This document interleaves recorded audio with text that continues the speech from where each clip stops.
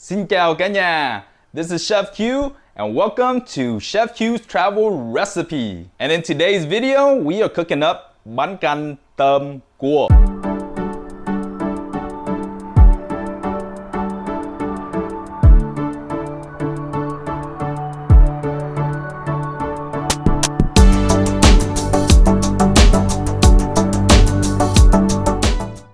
In Vietnam, there's no really specific recipe for this. You know the soup, you know how it tastes like, and each region do it their own separate way. So for today is Chef Q's version of Banh Canh Tom Cua. I am going to use soft shell crab for this dish. And I think it's a lot easier too, rather than using like the real crab and spending all the time to take out the meat and stuff.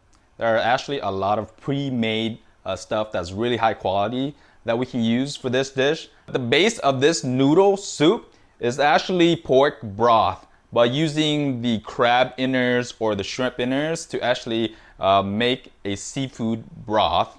And of course in Vietnam they make their own noodles by hand, chop them up and stuff like that. Here in the States, it's a little bit hard and time consuming. We have all of the ingredients in the supermarket to actually make our lives a lot easier.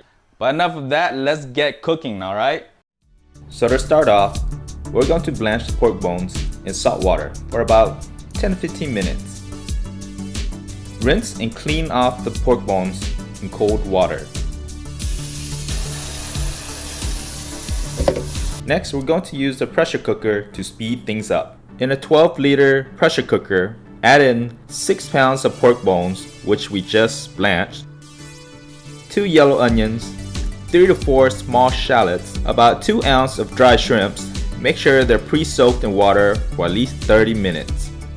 2 ounces of rock sugar, and 2 tablespoons of salt.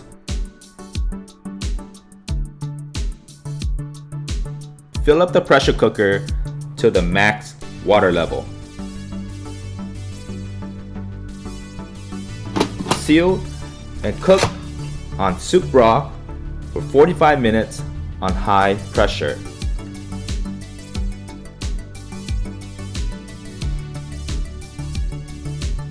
Remember to close the pressure cap on top. And while that is cooking, we're going to prep all the other stuff. Prepare a solution with water, some cornstarch, and a little bit of baking soda.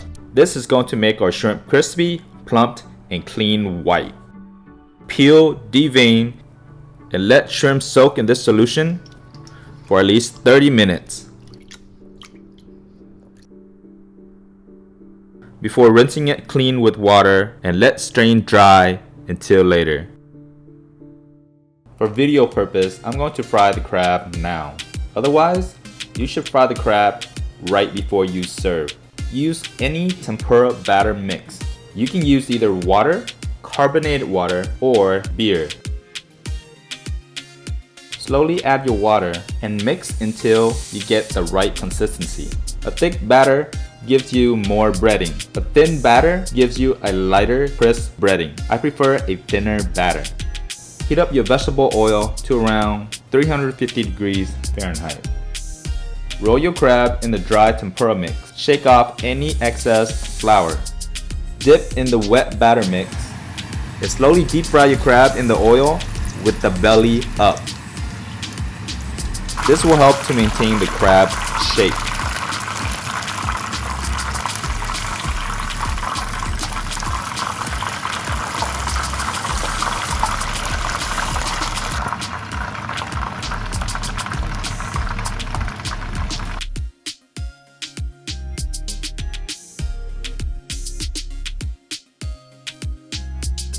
Okay, this means that it's been done already for 39 minutes. It's been on low, keep warm, for 39 minutes. Okay. Remove all the bones, onions, and dried shrimp from the broth. You can keep the bones to munch on or discard. Filter the broth out to a bigger pot. Set to high heat and add 2 cans of vegetable broth and 2 liters of water. Bring to a boil and skim off any foam that comes to the top. Cook or peel shrimp in the broth.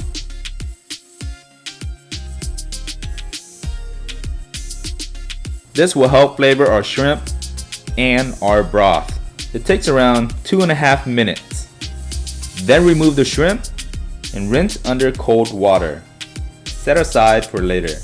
Open your can of crab meat.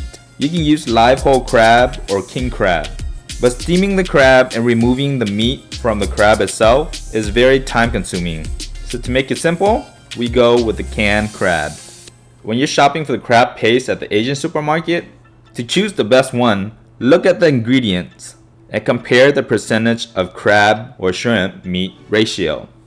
Use about 3/4 the jar of crab and 3/4 the jar of shrimp bean oil paste. You can use the whole jar if you prefer for a stronger seafood taste. No garlic, oil, or seasoning is needed. This is a pre-mixed jar. Stir fry in some oyster mushroom. You can also use straw mushrooms that are in cans. Stir fry for about 2 minutes or until wilted.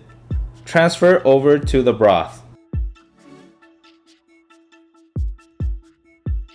Make sure to pick up all the flavor from the pan. To the broth, add in 2 tablespoons of chicken granulated seasoning or 1 teaspoon of MSG and fish sauce to taste.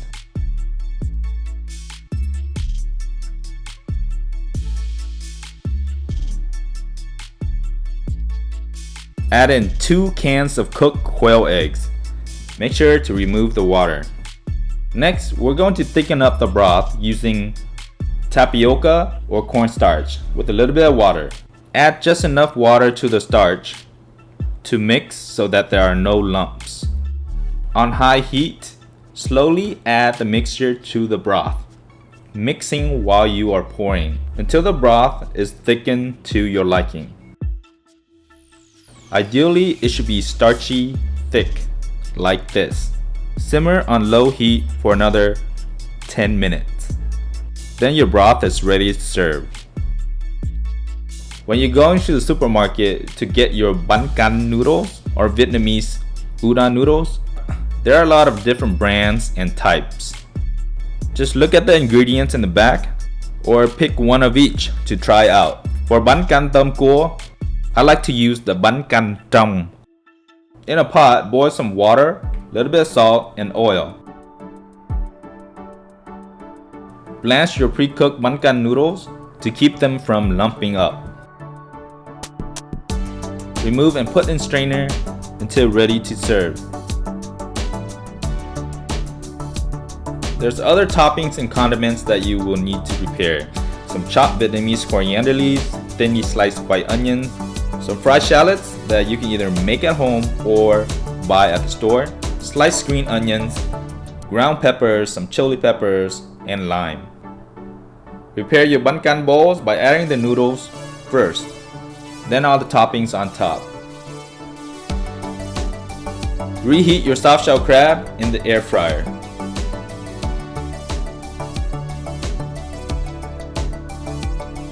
Of course, top it off with your fried shallots and white peppers.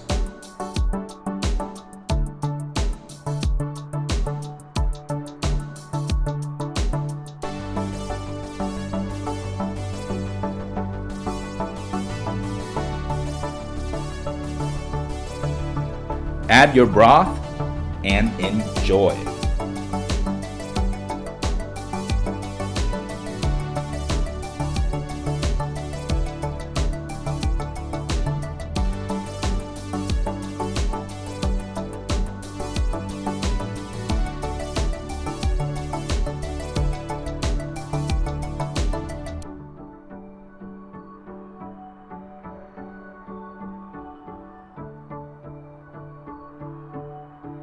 Ai ăn thêm nước nhé.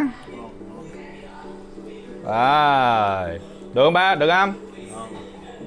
Ngon hả? Số 1 đâu? Số 1 lại. Rồi. Wow. Bánh canh tôm cua lột của ChefQs nhé. Wow. Có nước nè.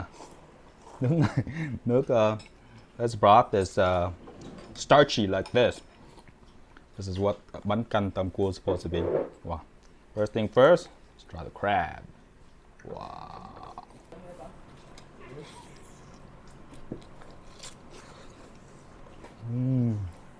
Wow. Giòn quá. Still crispy. The crab's already salty.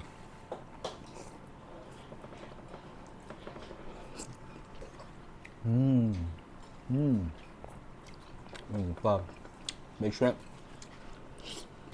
Thanks for watching, guys. If you're hungry after watching this video, hit that thumbs up button and be sure to subscribe if you haven't already. Until next time, peace.